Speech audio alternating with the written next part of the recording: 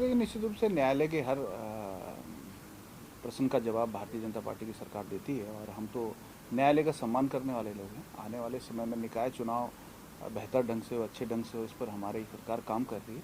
और मैं कह सकता हूं कि जो हमने जो रीजन्स रहे हैं या जो रीजन्स हैं उनको भी उन रीजनों से माननीय न्यायालय को अवगत कराएंगे। निश्चित रूप से हमारी सरकार चुनाव कराने को लेकर के कटिबद्ध है और समय पर जिस प्रकार से क्योंकि नगर निकाय के चुनाव हैं और बहुत सारे हमारे जो हैं जो गणनाएँ होती हैं, जो हमारी सीट्स होती हैं, कहाँ रिजर्वेशन होना है, कहाँ किस मेयर की सीट पर रिजर्वेशन देना है, कहाँ नगर पालिकाओं की सीट पर रिजर्वेशन देना है, नगर पंचायत पर रिजर्वेशन देना है, कहाँ पर ओबीसीज के लिए सीटें जो है आरक्षित की जाएंगी। इन सब चीज़ों पर मंथन चल रहा है। आने वाले समय पर जल्दी ही हम इस पर भी चुनाव में जाएंगे और न्यायालय को जो जो चीज़ें न्यायालय ने मांगी है उनको उससे भी अवगत कराएंगे।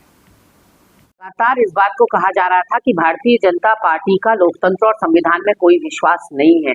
उच्च न्यायालय के द्वारा फटकार लगाए जाने के बावजूद जो 6 महीने के भीतर निकाय चुनाव होने थे वो नहीं कराए गए।